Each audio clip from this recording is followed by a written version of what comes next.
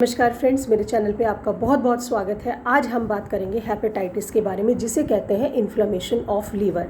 Liver अगर inflamed हो जाए तो बहुत सारे आपको हेल्थ इश्यूज़ या अपनी हेल्थ में बहुत सारे चेंजेस देखने को मिल जाते हैं। हेपेटाइटिस कई टाइप्स का हो सकता है। ए हो सकता है, बी हो सकता है, सी, डी एंड ई। हेपेटाइटिस ये 4-5 प्रकार के होते हैं जो कि अगर आपकी बॉडी में अटैक कर जाए तो आपके लिए बहुत ज़्यादा प्रॉब्लम हो जाती है। तो इसके लिए सबसे पहले तो आपको ध्यान रखना होगा, रूटीनली चेकअप कराइए कि आपका फैटी लीवर तो नहीं है। अगर आपका फैटी लीवर है उसका तुरंत ट्रीटमेंट लीजिए, क्योंकि अगर फैटी लीवर आपका ठीक नहीं हो पाता है तो उसके बाद जो कंडीशन अराइज होती है दैट इज़ हेपेटाइटिस। आप एक तरीके से ऐसे समझ सकते हैं। हेपेटाइटिस ए एक एक्यूट कंडीशन होती है जो कि faecal matter through faeces, potty के थ्रू जो कॉन्टैमिनेशन होता है, खुले में पॉटी कर दिया आपने, उसके थ्रू बैक्टीरिया फैल रहे हैं, कॉन्टैमिनेशन हो रहा है, आपने अच्छे से वॉश नहीं किए फ्रूट्स या वेजिटेबल, तो हेपेटाइटिस ए का आप शिकार हो सकते हैं। हेपेटाइटिस बी, जैसे बी आ जाता है तो बी फॉर बॉडी फ्लूइड्स। ये बॉडी फ्लूइड्स से फैलता है, जैसे कि चाइल्ड बर्थ के टाइम में फैलेगा या फिर अनसेफ सेक्स की टाइम पे आपको हेपेटाइटिस बी से आप कॉन्टैमिनेट हो सकते हैं।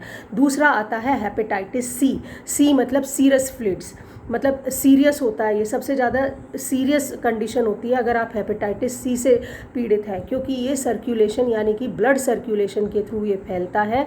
और ये क्योंकि ब्लड सर्कुलेशन आपकी बॉडी में हेड टू फुट है, इसलिए इसमें आप एक तरीके से, मैं आपको लेमैन लैंग्वेज में समझा रही हूँ, तो इसलिए आप इसमें सबसे ज़्यादा सफ़र कर सकते हैं। नेक्स्ट आता है हेपेटाइटिस डी।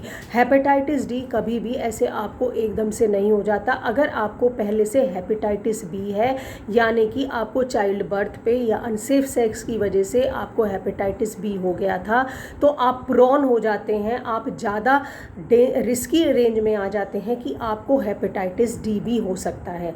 नेक्स्ट आता है hepatitis E. Hepatitis E eating habits की वजह से फैलता है। ई से ईटिंग अपने जाना, आप ऐसे याद रखिए। तो ये फूड से या फिर आपने गंदा खा लिया है या गंदा पी लिया है, उसकी कॉन्टैमिनेशन की वजह से हेपेटाइटिस ई आपकी बॉडी में एंटर करता है।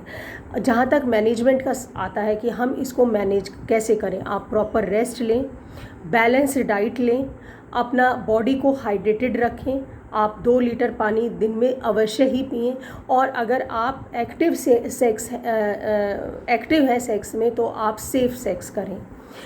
होम्योपैथी में हेपेटाइटिस के लिए एज सच हम कोई मेडिसिन आपको नहीं बता सकते हैं कि हेपेटाइटिस के लिए लेनी है, लेकिन आपके लिए जो सेफ़ हो सकती हैं या जो हम लीवर को हेल्दी रखने के लिए जो कुछ मेडिसिन्स प्रोवाइड करते हैं, उनमें से है पिक्रिक एसिडिकम 30। इसमें से 2-2 बूंदे दिन में 3 बार हल्के गर्म पानी में लें।